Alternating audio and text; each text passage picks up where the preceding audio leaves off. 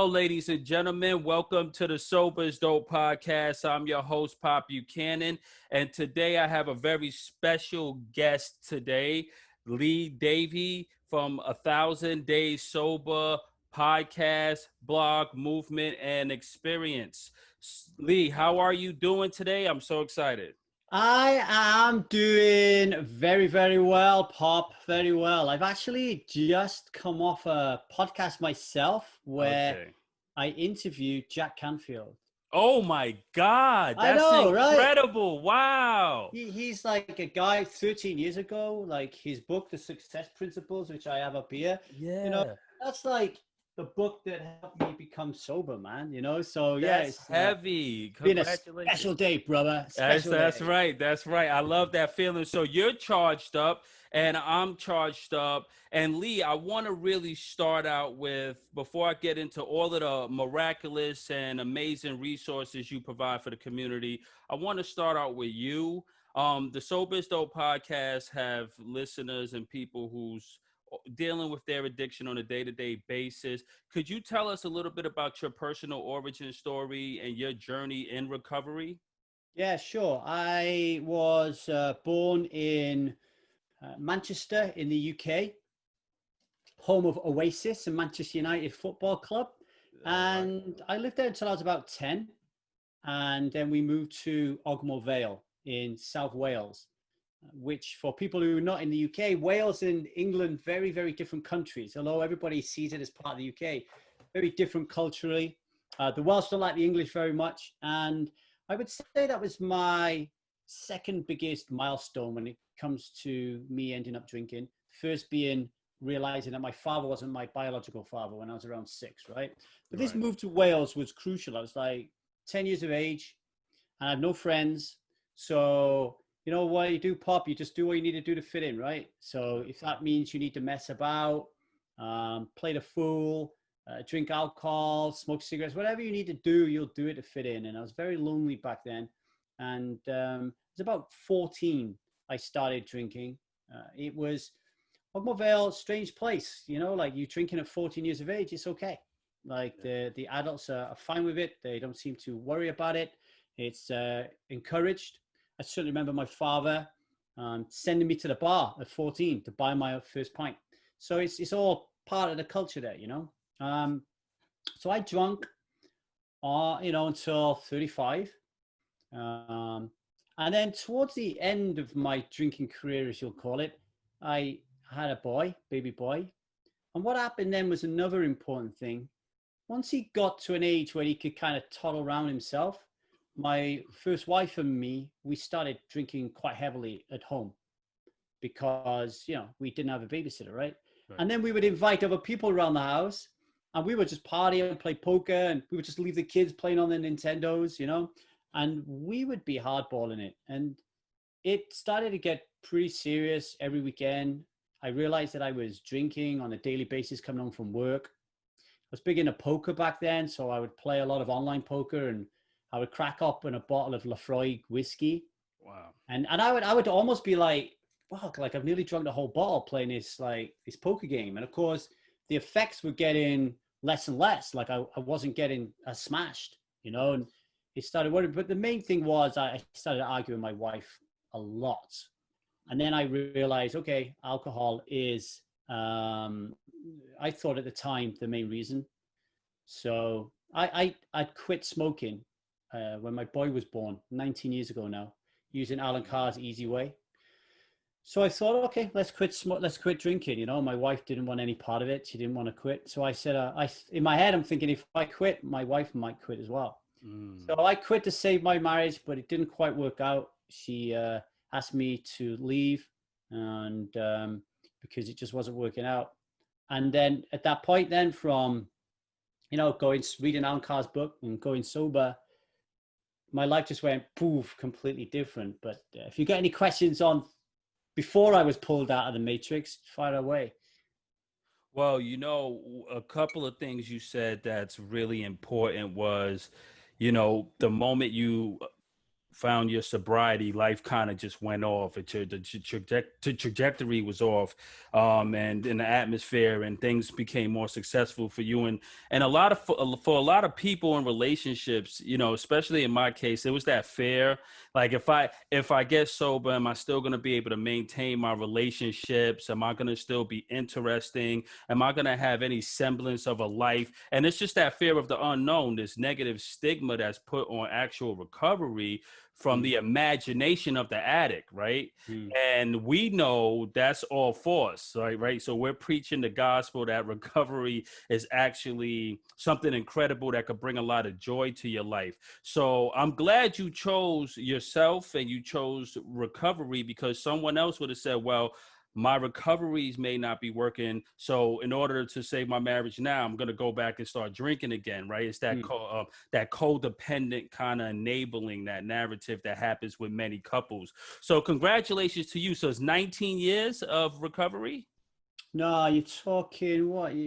2007. So what are we now? 20. So I don't know, 13 years or something like that. Wow, I don't congratulations. keep count. I never Yeah, kept yeah. count. I No. was never a counter. Hey, sometimes I remember in the early stage, one of my friends said, wouldn't it be cool to get to a point where you don't even count the days anymore? Because when Yeah, I yeah. first started, I was on like day 255. And so, well, now, so you're 13 years sober, and there was something that really stuck out to me when I was reading your story online. You kind of felt like society and the world hoodwink you into thinking that alcohol added value to you personally, to life. Mm. And then you get to this point where you realize, wait a minute, this is not true. Alcohol doesn't add any value. This thing is crap, right? And you wanted to bring that reality and the truth of recovery to the world. So what sparked it going from your personal recovery journey into branching out into the blog and just spreading the message of recovery and sharing your story? Well, I realized once I read Alan Carr's Easy Way to Control Alcohol, I couldn't believe the power in nonfiction books. Like I Mhm. was thinking to myself, I looked around me, nobody I knew had stopped drinking other than my granddad. Like nobody I knew. And I found a lot of power in that.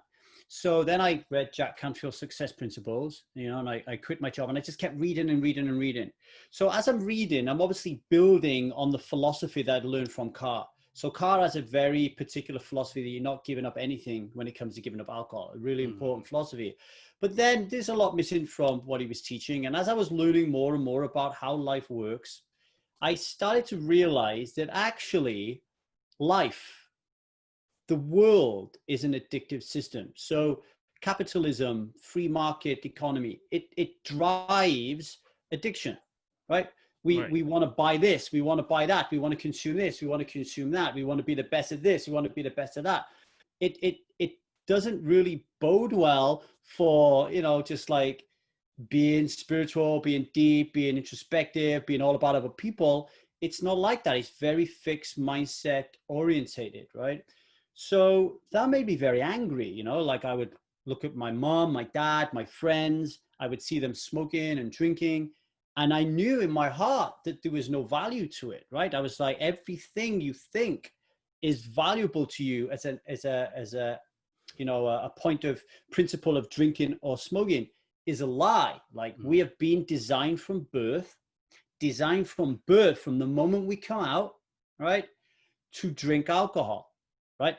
Everything around us, from the advice that the medical practitioners give us, to the way the government taxes it and deals with it, from the way that our school teachers talk about it, fucking Santa Claus, right? Who hasn't left Santa Claus like a can of lager in the UK, you know? Yeah. Mhm. Jesus turns water into wine, right? Like Right. it's everywhere, and everybody wants you to drink. Like I fly a lot, right? Every Right. time I get on a flight, I look at my headrest. There's an advert on my headrest telling me to Mhm. drink alcohol. Yes. I get on the tube in London. There's an advert telling me that if I don't drink alcohol, I'm going to be lonely, right? I'm going to be That's sad. I'm going to be lonely. So it's everywhere. And when you're a teenager and you start to realize that, oh, I can't be a child anymore and I need to be an adult.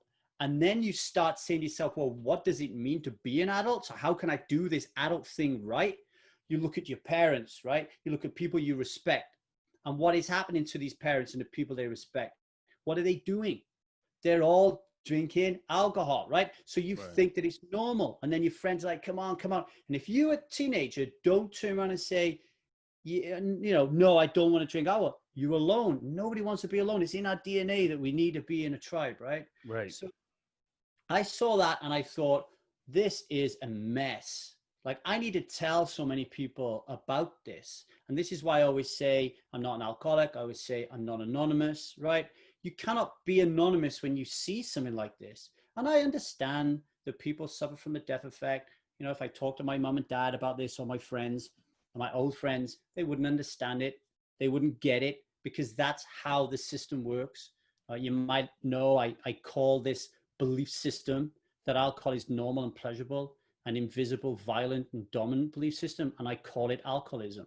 I use the word alcoholism, and I pin that name on this belief system because, Pop, the reason this belief system exists is because it doesn't have a name. It's nameless, and that's why people don't know about it. That's why we have to put a name on it. So that's basically where 1000 Days Sober came from, was, okay, come on, we've got to tell the world that this is bullshit, right? So that's where it came. I love that. A few things, and it's really deep. I always say we're not born with the memo. We're not born with the memo that we are allergic to alcohol, that we have this allergy to alcohol and we're alcoholics, right? So when society starts kicking in, when peer pressure starts to kick in, when the world and big business kick in and you're a normal kid, and on your 18th birthday, like in my case, your friends come and they take you out to drink. It's like this rite of passage into manhood. The problem is, if you don't have the memo, if you don't know that you're alcoholic, that first drink could lead to the torment and the terrible nature of alcoholism. And in my case, we didn't have a memo. So I was always the kid who would be extra drunk. I would get drunk the fastest. I would drink the longest. I would tend to have problematic behaviors, right? And then people would tend to sometimes point the finger, oh, you had a rough night, or you was wilding out, or whatever. But the same system that rewards you for drinking or encourage you to drink is the same system that ridicules you and puts a stigma on you when you're an addict, right? They throw you away like garbage when you struggle and then you get to homelessness and then the mental health. So I love what you're doing, because we have to kind of like warn people, look, do some research, do some introspection first, because find out if you really like alcohol, if you even need it before even try. You may not even need to try it. Remove the peer pressure. Start talking to the kids before, like, look, alcohol is a lie, it's disastrous, it's nasty. You don't need it. You don't need it to be cool, you know? And that's why we started Sober is Dope, because we wanted to kind of appeal to everyone, but also a younger demographic, also to say to the kids, you know, yo, your sneakers are dope, and guess what? Sobriety's dope too, right? Don't drink. You don't need it. And it's just crazy because people just beat up on the addict, and it's just this terrible stigma out there. So I'm so excited that you talked about it from that perspective, and just society just kind of like everything is about alcohol. And again, big business, you're dealing with it every day. Advertisements, Hennessy. I can't get on. I'm in New York City, right? You get on the train, big display ads, Hennessy, Bacardi, all of these drinks, right? Doesn't matter if it's a school day, they're there. They're just on the MTA or whatever. This is big business. This is what sporting events. Yeah, the sporting events, exactly. Clubbing, the idea of partying. You can't have a good Friday night without getting drunk. It's crazy. And it's this big disconnect. The Super Bowl. So, like, obviously, I don't watch the Super Bowl if I'm in the UK, but I'm in LA, so my father-in-law has it on, and they had this Budweiser advert, like real American. So it has firemen, it has people giving their shirts to homeless people, and it's like, but they're all drinking Bud, and it's like real Americans. And I'm like, what has that got to do with alcohol? Right? Or football. It's just a massive con. But to go back to what you were saying there, you know, like the younger people, what I teach our gang is, like, if you want to teach your kids not to drink alcohol, or teach them you can't teach it. Let's be honest. You cannot teach a kid not to drink alcohol, right? Yeah. So you need to teach your kids the perils of alcohol. So I have a 19-year-old boy. Right. So for many years now, I've been teaching him the other side of the alcohol story, the lie, right? So I've been teaching him. But most importantly, I've been a role model, right? So he knows his dad doesn't drink. So when we go out together as a family or whatever, or it's a party, he sees his dad not drink, and he sees his dad not giving a shit if anybody has a problem with the fact that he's not drinking, right? I like now, that. That is being a role model. That is the best way you can leverage, kind of lean your kids to have a healthy relationship with alcohol. Because I tell you, if you manage to get your kid through your role modeling to never drink, wow, you're a superstar. I think I think because teenagers, most of them are going to drink, right? But if you decide that you're going to drink alcohol, even moderately, and you then try to preach to your kid that they shouldn't do this, you've got a real problem on your hands, because you're mirroring the behavior that drinking a powerful poison that kills 3.3 million people a year is acceptable, as long as you do it moderately. Well, come on, like every single person who ended up in the gutter started out drinking alcohol moderately, right? That's right. Right. So moderation, I believe, is a massive piece of this puzzle I call the invisible violent dominant belief system. Because if you are drinking moderately, you are showing your children that it is okay to do this. That is the belief system. That's why the belief system I'm talking about, alcoholism as I call it, is invisible, because you don't see it. All you see are people drinking, right? So I just wanted to put that in there. So I thought it was a good point. I love that. And I want to qualify that with the term drink responsibly. If you're born with if you're born an alcoholic with an alcohol brain and an allergy to alcohol, it's going to be impossible to drink responsibly. So it doesn't work either. So that's why it's extremely hard. And you're right. We have to be role models, and we at least teach kids how to identify early, or people how to identify early if you're alcoholic or not. Because someone could, like I said, have a drink and be totally normal. Like my best friend and I, we same environment, everything. He had a drink once in his life. I don't like the way it tastes. Not for me, right? On the other hand, I had a drink and couldn't stop drinking. So it's not environmental. It's more like I was born allergic to alcohol, and it gave me this illness or disease, they want to say, right? And the reason why I say that is, if we could educate or tell people to look out for this, right?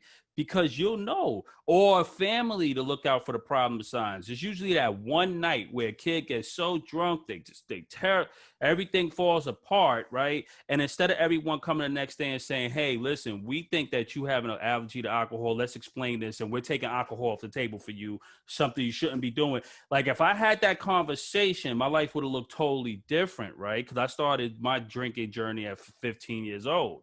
Right. I'm 40 years old today. I'm 7 years sober. So you're right on point. I just wanted to hit that because that's the subject that a lot of people don't cover when we talk. We talk from our own perspective in our journey, but we're not talking to the world in that way for the next hundred of thousands of kids that's coming right behind us, that's going to get hit with the same peer pressure and problems we have.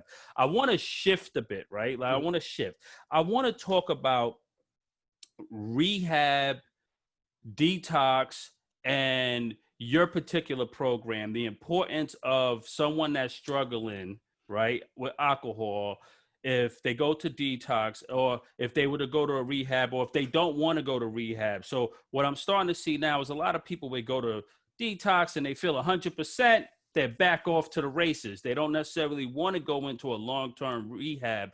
But then we have programs like yours, 1,000 Days Sober. Now, is your program unique in that way, where is it supplemental to rehab, or is it a standalone program? And is it good for someone who may not want to go to traditional Alcoholic Anonymous or traditional rehabilitation? I mean, the 1,000 Days Sober experience was born out of it was kind of like born out of marketing, if you like. So when you look at what's going on in the sobriety industry and you say to yourself, what has everybody got covered? Everybody's got 30 days covered, right? Come and do my 30-day program. Come and do my 6-month program, right? So I'm looking at this thinking to myself, hang on a minute. this isn't a program. Mm. Like, this journey we're on is life. It's life, right? But I can't sell a life program. Right. So what I said to myself was, what would be a good, strong, sturdy figure, okay, which will grab people's attention, and they can really work with us on putting alcohol in the rearview mirror and then growing on to live a kick-ass life, or what I say, building rockets and flying to Mars, right? Right. And I was like, 1000 Days speaks to me. And the reason I said that is Michelle, one of our earliest strivers, our community is called Strive, she reached 1000 days and put it on Instagram. And I'm like, come on, get on the podcast. Let's talk about how you did that. And then I changed our brand name to 1000 Days Sober to put ourselves out there as the only long-term program. So when people are signing up with me, Pat, you know, they're investing for 2.7 years. Like they're coming and having a conversation with me, and I'm saying, right, we're going to work for 2.7 years. And then I let them into a little secret that 1000 Days Sober is a little bit of a lie. You're going to hopefully be with us for life. I had 4 people last week celebrate 3 years with us, you know, free of whom come through the program. They come out the other end, they got sober, and now they're helping other people in an ambassadorial role, right? People say to me all the time, will it gel with me because I've gone to AA? Yeah, it will. We cover things like higher power in a different way. Okay. You know, it's not necessarily, but you know, anybody who goes to AA will say that higher power is not it's not God. Okay. We don't think we're powerless at all. Okay. We step into our power, but there's a lot about the 12 steps that when you look at our program are very similar. And it's basically, I would tell people, it's not about the alcohol. Yeah. So our 1000 Days Sober experience, it's based on a framework called the Strive sobriety system. Yes. Which is something that I got from James Prochaska. He wrote a book called Changing for Good and Changing to Thrive.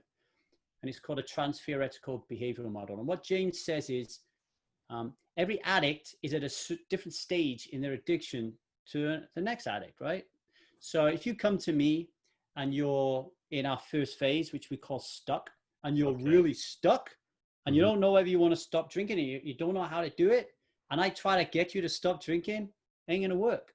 Okay. Right? If you're in the ambivalence phase, which we call thought, ain't gonna work. So we structured it so you join, you get the Strive community systems, you get the support. Support is hugely important. So many people out there think they can do this on their own, right?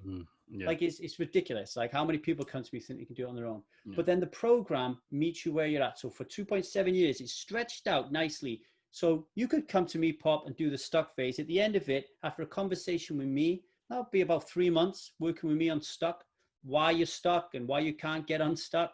At the end of it, we might say to you, be the ambassador in yourself, we don't think you're ready to move on, Pop. We'll have to keep here in this phase until you're ready to move on. What do we have to work on in this phase?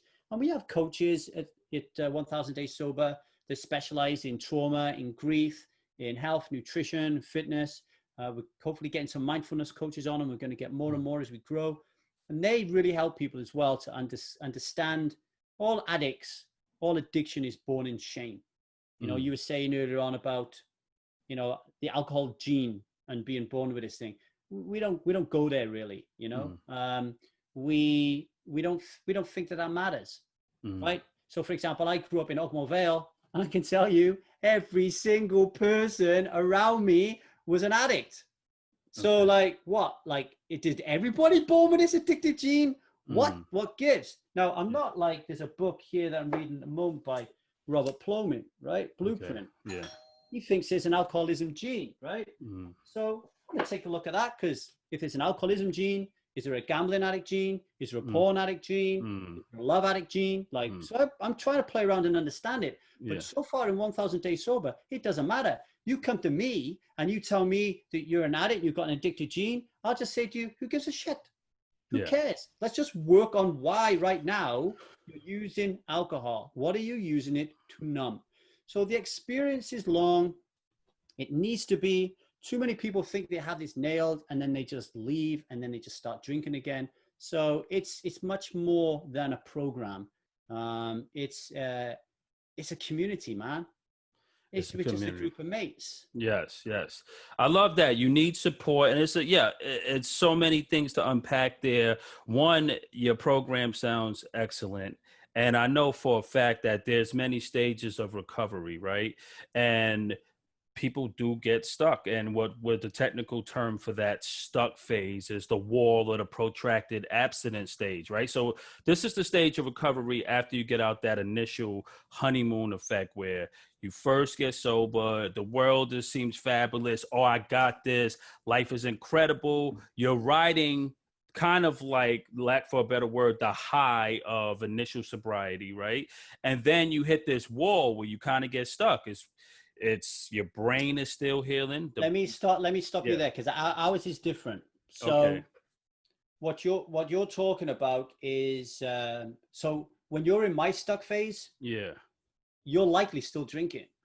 Oh, okay. When you're in my thought phase, Yeah. you're likely still drinking. I don't want you to stop drinking in the stuck and thought phase. So you will be working with me for 6 to 7 months before we say to you, okay, you ready to do this?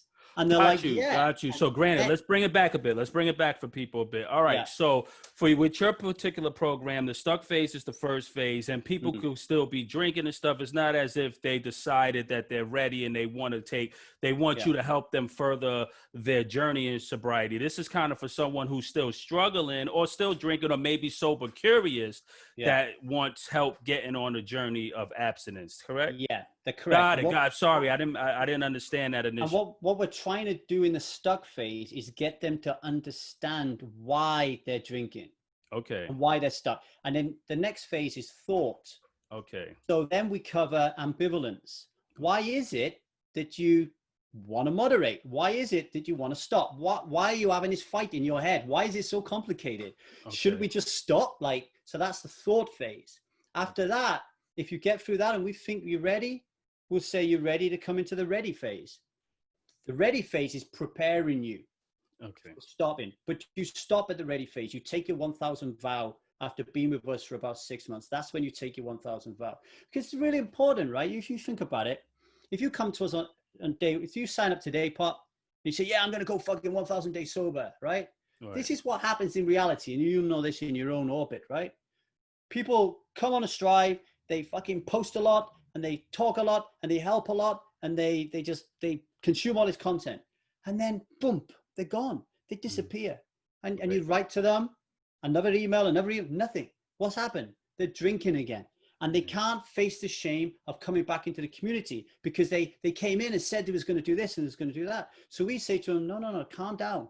Just calm the fuck down, right? Yeah. Just come in here and just explore, because we need you to kind of stay the course and understand that in this process of giving up this addiction, one of the top 5 most difficult addictions in the world, according to the internet, you need to give yourself a lot of compassion. The likelihood is you're going to drink, right? So don't run away when you drink. So it's not until the ready phase that we really kick it. And then the initiative phase is where we really drill down into alcoholism being an invisible, violent, dominant belief system, really educating them on that. And then the vigilance stage, this is like a very long stage where you've stopped drinking. Now you're going to hit that wall you're talking about. We call it the dip. You're going to go through a dip and you don't even know you're there. You want to drink all of a sudden. You don't know why. That's the dip. That's our vigilance stage. Once we get you out of the dip, now you're in the evolution stage. And the evolution stage is, I want to be an artist. I want to be work for Manchester United Football Club. I want to be a subway driver. Whatever it is, whatever your dream is, we then work to make that happen, because we don't want to help you quit alcohol and you'd be a miserable bastard for the rest of your life, right? That's not what we want. Right. Correct. I appreciate that, because I had my fair share of miserable people in recovery, and hey, that we just did an episode talking about that. I try to bring the joy. So I love what you're talking about here. You're taking someone who, and this is beautiful, because I feel like a system like this would have been helpful for me years ago, a place that's non-judgmental, a place that understands the societal shame and the pain that a person may be going through and the internal pain, and having an outlet for someone to really express themselves in a way where it's just non-judgmental and they get the right support, right? And it gives them a plan to gradually build up. Do you guys incorporate any medical advice? Is there any detox suggestions, or do you just try to do this all through the mental? It sounds like it's a mental program, and you get to them mentally, spiritually, and stuff like that. Okay. Once you get to the ready phase, Yes. so we have a health and nutrition coach. So once Okay. you get to the ready stage, then we're saying, okay, what are you eating? What are your inflammation markers? How are you feeling? You know, so we start then to work with them to create a nutritional program, right? Okay. So it's not like we're ignoring biology. It's just, let's say that Robert Plomin is right in that book that we have an alcohol gene, and that I've got it. So that means I am at greater risk of drinking alcohol than my friend who doesn't have it, right? Right. Okay. And then I come to my program. How am I going to help that guy? he's got a gene that says he's going to drink more alcohol. How can I help him? I'm not a geneticist. I can't go in there and pull that gene out. But guess what, Pop? I obviously have that gene. I've been addicted to alcohol. I've been addicted to drugs. I've been addicted to smoking. I've been addicted to sex, pornography, sugar, you name it. I've been addicted to it. So if there's an addictive gene for alcohol, I have it. But guess what? I don't drink. I don't even feel like drinking. I never feel like drinking. I never ever triggered. What happened to my gene? How did it get turned off? Did someone sneak in and steal it? So well, go ahead. Wait, I want to stop you there. It's a good. I don't know if you ever heard of Dr. Rob Kelly. Dr. Rob Kelly is phenomenal, and he actually does research where you can. So there's research that supports if you have a psychic change and a spiritual change that could enact a DNA change. And I'm a lot like you, and I don't adhere to the notion of the genetic aspect. I'm more into the brain aspect, the way alcohol relates to dopamine in our brains, right? And that's a real thing on an individual basis, right? Someone has issues with how they drink and how their dopamine works, and that leads to an addictive personality, addictive behavior with that drug of choice, whatever it is. In my case, it was alcohol. But the beautiful thing for me is I'm like you. I had a spiritual, mental, psychic, all whatever you want to call it, that changed me in such a unique way, right? That I don't want to drink. I'm not triggered to drink. And the last thing I'm ever going to want to do is drink. But one thing I do know that's never going to change, and this is where the brain aspect comes in. If I do have a drink, I'm going to go buck wild again. And that history proved that. And, through the empirical method, I have 100 to 200,000 probably case studies of that. If I have a drink, I'm going to go crazy with it.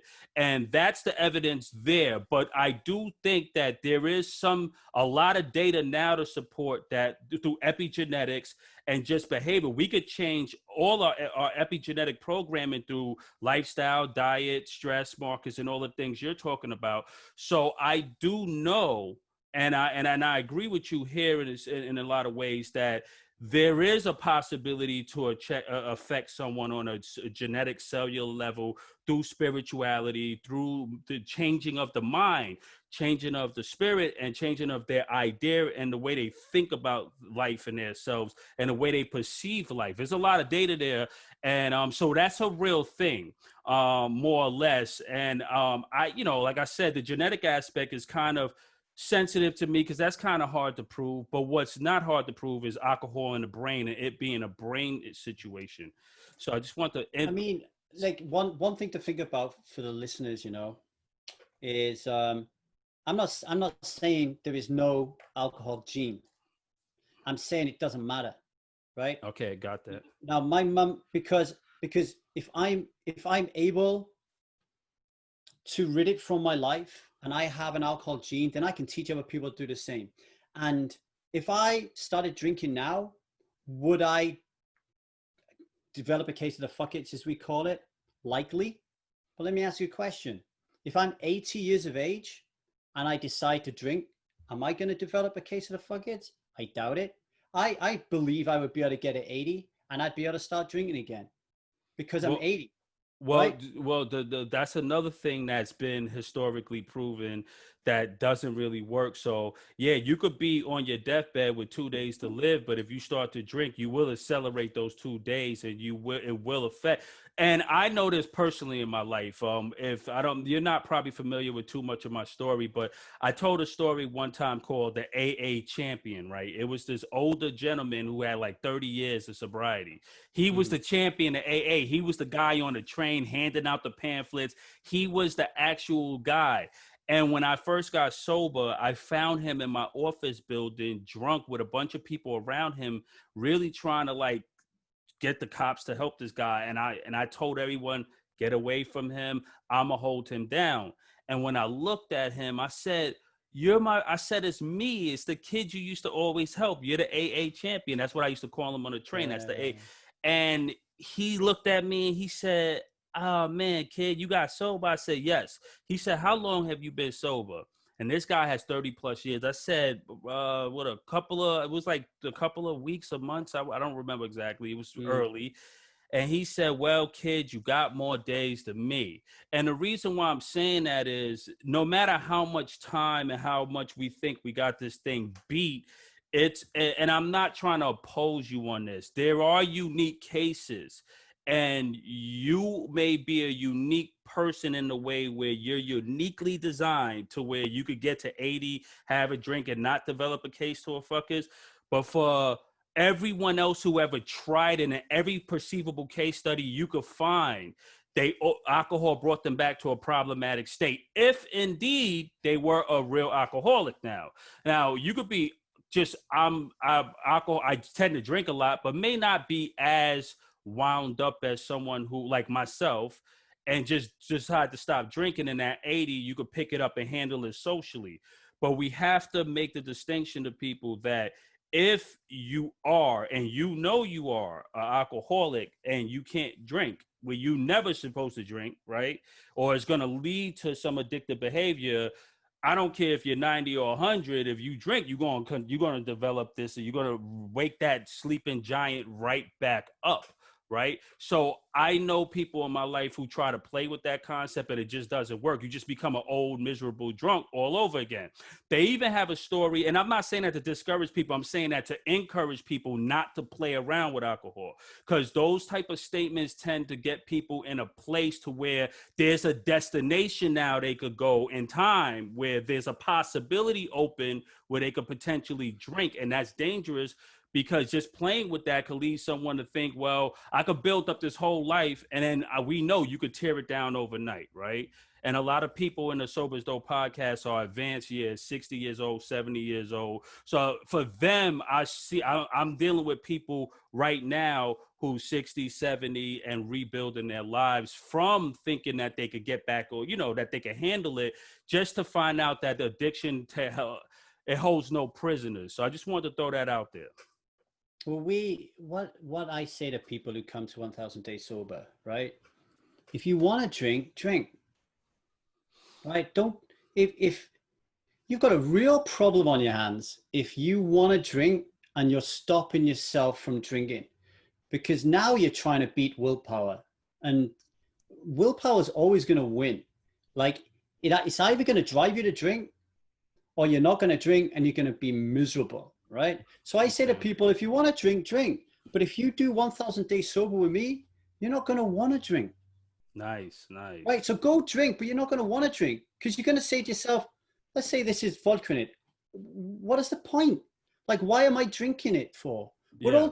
We're all drinking it for very different reasons, right? Yeah, So right. for me, I think there's this belief system, Right. this societal conditioning, this Right. addictive life system that gets us to think that alcohol is like normal and pleasurable.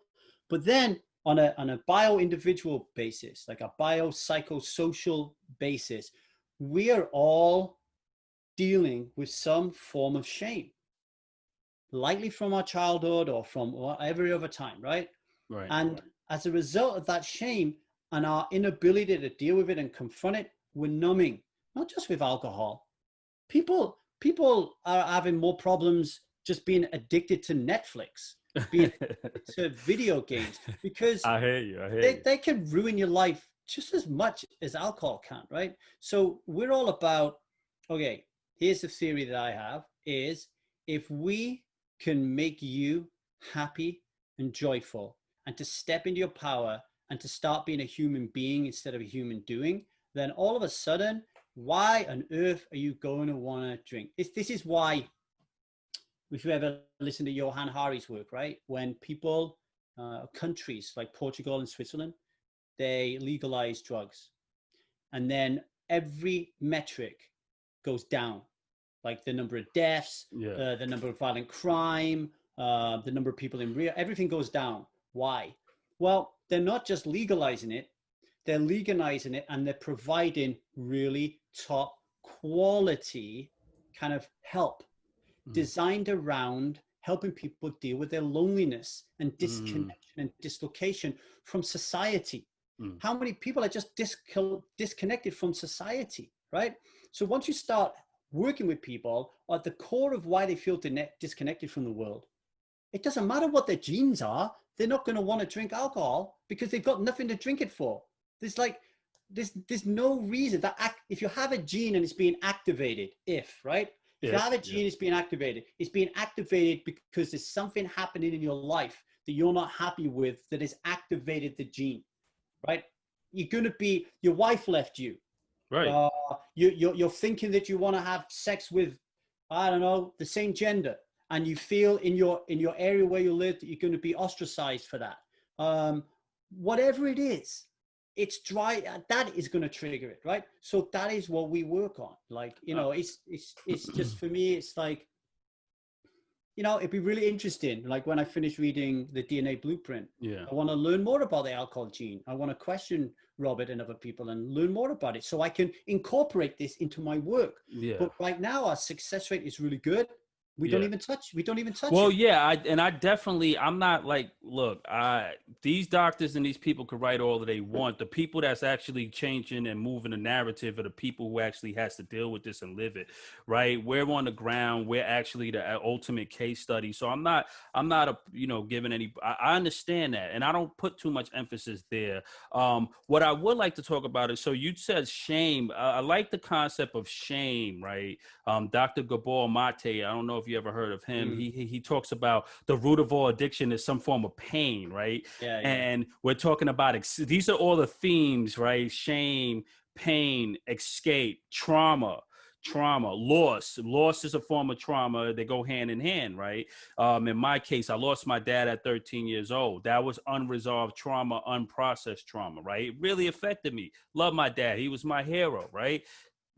As I grew up, probably should have went to a bereavement counselor, should have dealt with the trauma. Couple of bad breakups, loss of a few businesses, things get to you. It becomes compounded to one day you totally disconnected, right? Like you said, there was a real disconnect. I was in my brownstone by myself, lost the girl, angry about my dad, lost the business, didn't have no outlet, kept drinking and drinking. It became a real bad pattern, right? So what we talk about on the Sober is Dope podcast a lot is dealing with trauma and the mental health aspects associated with addiction. Now, I just want to ask you a straight question. Do you find any underlying link between mental health and addiction in your journey and through your actual course and stuff?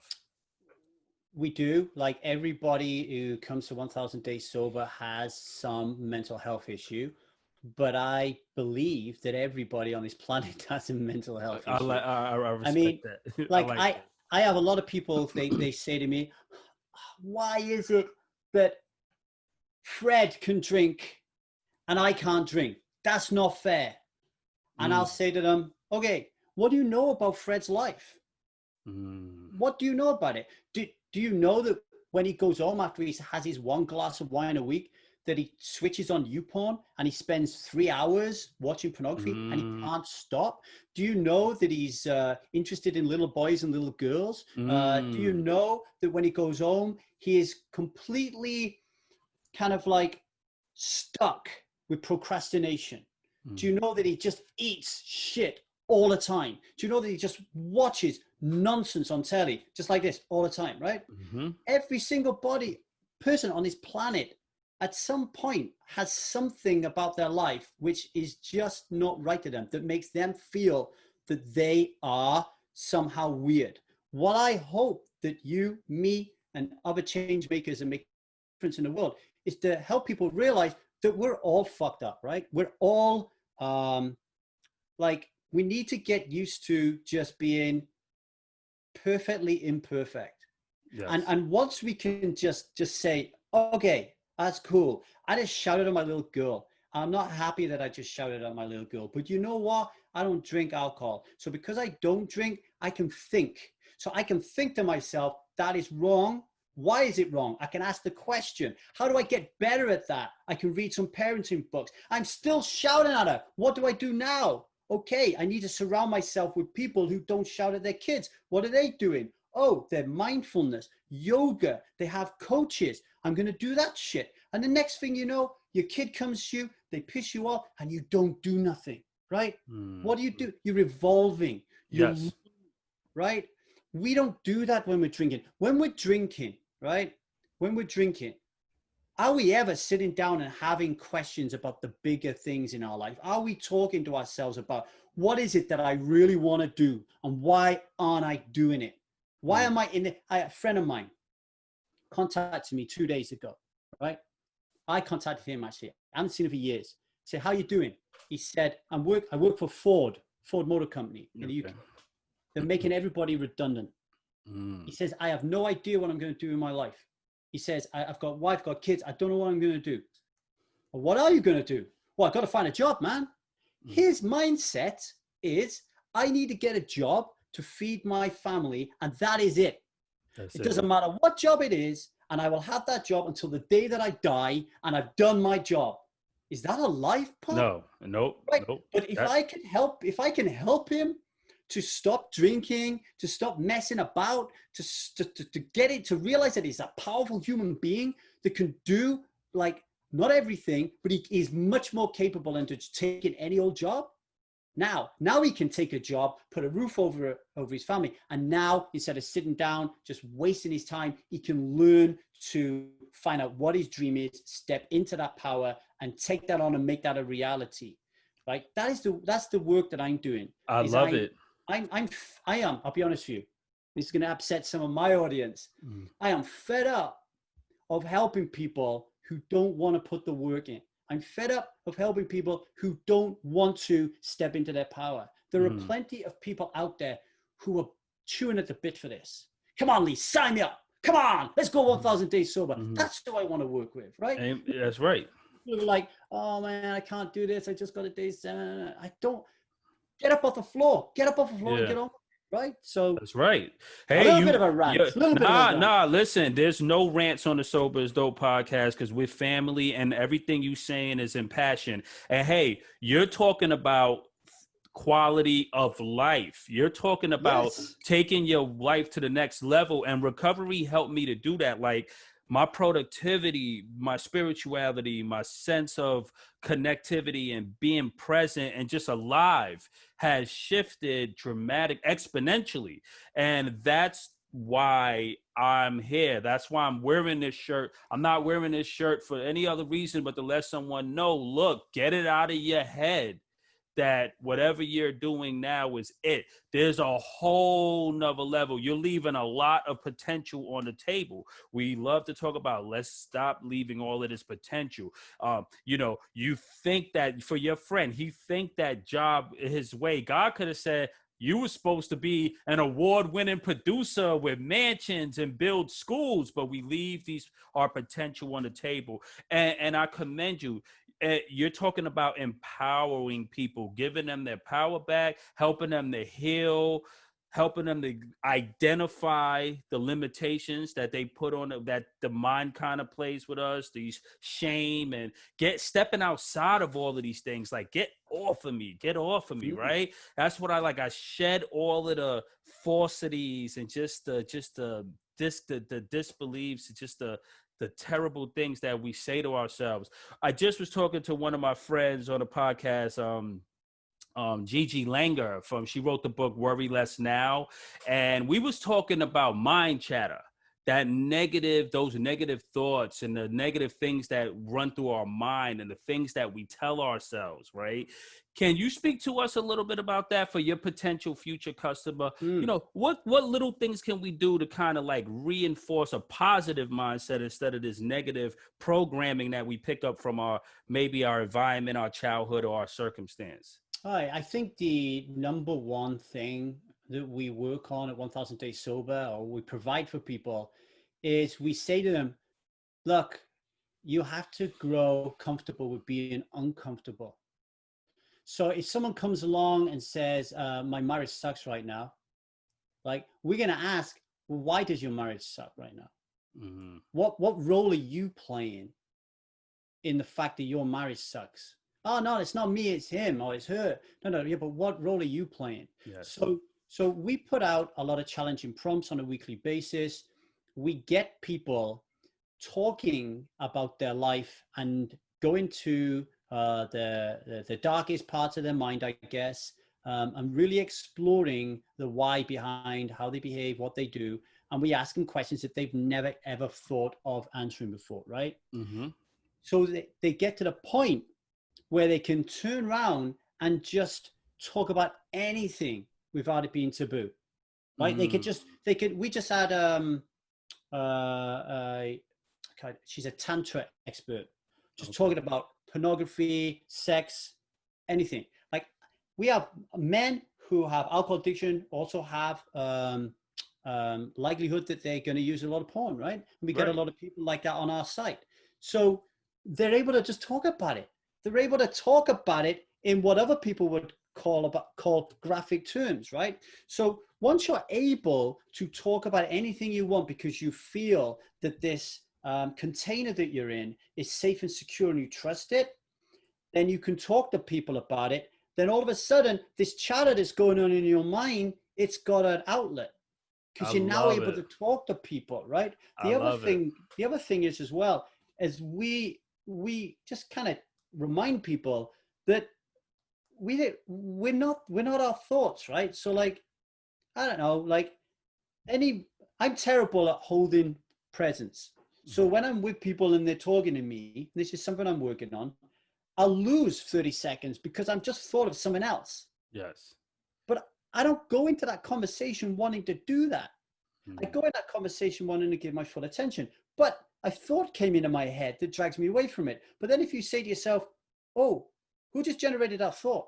It's gone, right? We don't generate them. So we try to get people to say, hey, come on, like, you know, when these thoughts come up, thank it, realize it, laugh at it, and move on. And you can add into that as well, because I know we're getting on meditation, mindfulness, hugely important.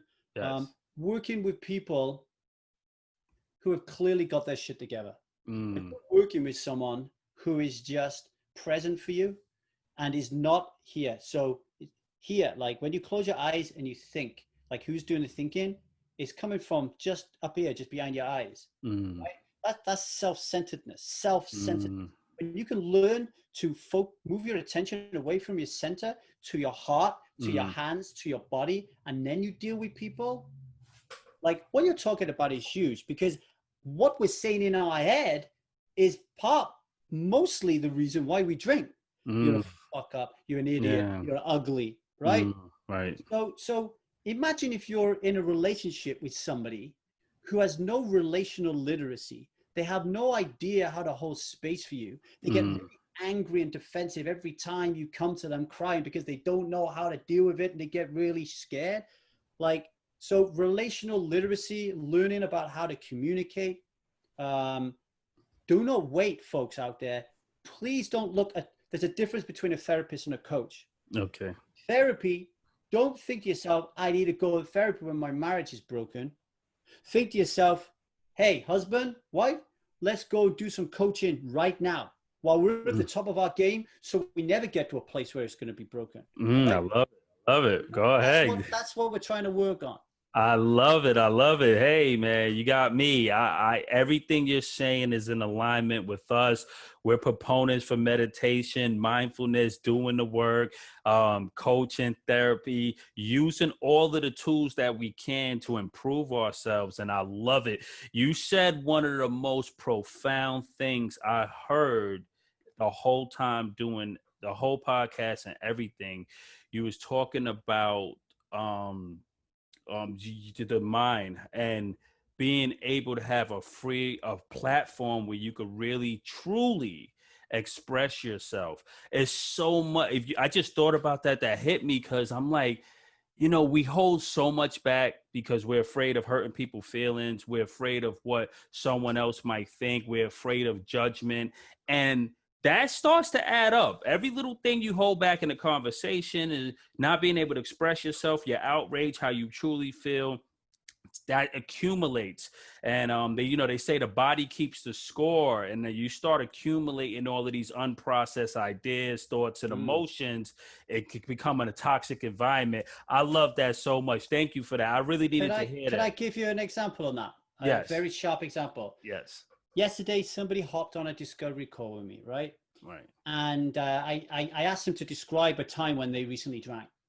So they were in a different country. They were with their partner's country. Okay, so an alien country to them, but a familiar country. So they're with all their family. So it's like 10 o'clock at night. The bar is just full of family Mm-hmm. that this person doesn't really know that well, right? And she says, I go in there and I'm just really panicky. Like I'm really socially anxious. I'm worried. I'm concerned. And I'm hoping that everybody will get drunk so I don't have to talk to anybody. But what happens is I end up drinking with them so I don't have to talk to them, right? Mm-hmm. I said to this person, imagine if you walked into that same environment and you sat down and you got social anxiety, the butterflies are going, you don't want to be there. And somebody comes over to you and says, how are you doing? And you turn around and say, do you know what? I'm terrified right now. I'm a bundle of nerves. I feel like I'm going to throw up. I don't want to be here. I'm really uncomfortable. I have no fucking clue what to do right now. I am terrified and I don't know what to say. That is connection, because connection is made through pain, suffering, sadness, and melancholy. Connection is not made through happy and joy, which is like when we're all drinking alcohol and we're getting really joy and happy. That's not connection. That's disconnection, right? So if she was able to just sit there with the confidence and the courage to just say what was on her mind, she would love that place, because she would find at least one person who would turn around and say, do you know what? I feel the same way. I don't want to be here either. Do you want to talk about it? Boom. Now she's turned a terrible night where she ended up drinking to a wonderful night where she didn't drink, right? Right. That's gold. I like that. I like that. I like that. You totally transform just transforming the situation. And that's also radical honesty, having a radical sense of honesty, of being like able to express yourself. I'm so excited. And, you have a quote here. You have two quotes I want to mention. You say you drink alone, but you don't have to quit alone. Right. I really like that one. And the other one is, don't let your fear get in your way. Join Strive today, right? And then you talk about fear and addressing the fear. In closing, one of the main themes that we all are dealing with, and this may be foundational, is fear. It's fear. And I think confronting our fears, speaking about our fears, having a platform where we could use as a catharsis for that fear is extremely important. How do you address fear head on, and any advice you have for our community? Because everyone out there is afraid of something, running from something, escaping something, hiding. So fear in itself, do you have any way we could flip that on this head? Because I like the way your mind works. I mean, it's as everything, is a combination of factors, right? So I think one factor would be really pay attention to the people you're surrounding yourself with. So think about, I mean, the old adage is you are the sum total of the 5 people you spend your time with, right? So have a think about 5 people that you spend your time with, 5 to 10, and then ask yourself, do I feel confident that I could tell these people anything? And if the answer is no, then you're always going to be rooted in fear, right? And to remember that there's 7.5 billion people out there. So you may think that nobody's like you, but to think that nobody's like you is a little bit narcissistic, because probably everybody's like you and you don't even know that anyway. So the best thing to do is just think to yourself, there are people out there and I'll find them one day, right? But how do you find them? Well, you join places like Sober is Dope. You join places like 1000 Days Sober or anybody else who has a group, right? And then let's just say you're in Strive, right? Which is our community of 1000 Days Sober. And I say, I post like, what are you afraid of? And someone says, I'm afraid of spiders, right? I'll say, no, not spiders. What are you afraid of? When was the last time you were afraid to say what was really on your mind to your wife, right? Now they've got to answer a completely different question, and they might not have the answer. But if you've got a group of 40 people and 5 or 6 of them give their answers, now that's stimulating something in you, right? Now you're like, oh, I never thought of that. I wonder if that relates to me. And then you turn around and you say, well, why don't you ask your wife? I couldn't ask my wife that. Well, hang on a minute. You don't have a relationship where you can sit down and talk to your wife about how you feel? No. How long have you been married? 50 years. Whoa. And you drink? No wonder you drink, man. So who you hang around with, super, super important. And asking that question and going deeper and deeper and deeper and reading. Do you know how many times I read a book and I think to myself, holy crap, I can't believe that's me.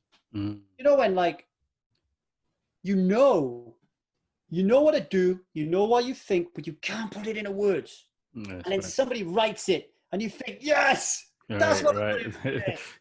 Correct. You know, so fears for me, it's tied in with radical authenticity. It's tied in with my responsibility is to make sure I get the very best coaches in 1000 Days Sober, so they can sniff out your fear and they can kind of like, you know, like make sure when you're in this maze of fear that you take the right left or right turns, right? That's my job. And then to help you to grow comfortable with being uncomfortable. I asked some really uncomfortable questions. We had this game called Sober Spin the Ball. So we come on for an hour. I ask them some random questions out of a box. It could be like, who in your family do you want to most have sex with? They've got to answer the question, right? And the point is, they might think, what's this got to do about alcohol? You're learning to just be who you are. Be who you are. Like, what is wrong? There's nothing wrong with the way that we think. It is normal. I think it was the philosopher Alain de Botton that said, when he has like a group discussion with all of his psychotherapists, they always say it's such a shame that we had this client psychotherapist confidentiality. Because if we could just tell the world that all these people we work with have the same issues, we could accept it as part of the human condition, and then we can start fixing the right issues, right? That's right. And I know we're coming to the end, so I just want to say this and then I'll zip it. No, you're good. Earlier on, folks, you're listening. Earlier on, me and Pop, we touched some territory where we may not completely see eye to eye on a few things, right? And I want to say to anyone listening to this, that is important. It's important that we have differences of opinion. It's important that as somebody who is suffering with alcohol and controlling alcohol, or whatever you want to call it, I'm not really into the language of it. It's important that when you go to the internet, you have all these different points of view. Yes. Because it doesn't matter who is right. What matters is that you get better. Amen. Right? That's right. So I just wanted to say that, because I don't want people thinking right now, oh my God, because I've had people on my podcast before and they're like, why did you have that person on the podcast? They talk about moderately drinking. And I'm like, well, if it works for some people, which obviously does, because we can see it does, why are you trying to censor him? Correct. You know? Freedom of speech is real big. I appreciate everything you said, and I know where you're coming from, and it's an important place, and I appreciate you so much. Look, Lee, you built such a beautiful movement and a beautiful community, and I thank you for it, and I think you're incredible. And what your wife is also a coach, right? She's one of my coaches. Yeah, Yeah. I only hired her, so I don't have to pay her. There we go. There we go. So, ladies and gentlemen, there you have it. We have the amazing Lee Davy, founder of 1,000 Days Sober. This such an amazing experience. You got holistic coaching, holistic programs focused on spiritual and personal development, person-centered therapy, grief, loss, health, well-being, and the whole gamut. We appreciate you. Thank you for carving out some time in your busy schedule, Lee, to be with us today. And I would like to have you on a little bit more. I think we have a lot more to unpack. I love the way you think, and we need innovative thought, because you're on the front line. The people who that's really qualified are the people that's on the front line, helping a whole community heal. So congratulations. If you help one person find sobriety and find permanence and peace of mind, and we fulfilled our purpose as humans on this planet. That's how it right? starts. That's how it starts, right? Right. You stop. I could tell you her name. Her name was Corinne McGowan. I stopped, and this woman from Glasgow with 2 kids said, can you help me? So I always say, I'm not a doctor, but if what worked for me works for you, great. If what worked for me doesn't work for you, then don't worry. Pop's there. Annie Grace is there. Andy Ramage is there. AA is there. It doesn't, you know what I mean? I'm not, my lack of interest, obviously I'm interested in the genes because I'm reading about it, but the reason it's not incorporated in my program is it wasn't my program. Correct. I didn't look at it in that way, so I don't teach that way. That's right. But I am very, very willing to have an open mind and learn more about it and understand it, because if I can learn more about genetics or anything else that I can build into my program to help people even more, great. Great. Same thing here. We're constantly learning, right? Our process doesn't stop. I'm learning every day. I just learned last week when I spoke 2 weeks ago when I spoke to Dr. Rob Kelly about the psychic and spiritual DNA, and that blew my mind, right? The scientific community really just got a grip on epigenetics 2 or 3 years ago. I mean, it's been around, but they started to really build on this. So you're right on edge. This is all cutting edge stuff, right? It's not like it's historically documented. We should have known this 50 years ago. So it's all good. The key is, and I want to leave it here, it doesn't matter. What matters is there is a possibility for you to be free from your addiction and to be free indeed. And that's going to work on a genetic, spiritual, cellular, any level you want to call it. Freedom is freedom. You don't have to be a slave to your addiction. Lee, it's a pleasure speaking to you. I'll catch you on the other side, and thank you so much. Could you just let everyone know your website before we wrap? Yeah, very quickly. The only way that you can get into 1,000 Days Sober is to book a session with myself so I can see if you're really up for it. www.1000dayssober.com. You can sign up there, and you'll have a chat with me. There you have it, ladies and gentlemen. And don't waste his time. Be serious. And I'll sniff him out. You'll sniff him out. God bless you, my friend. Take care. Thank you for joining.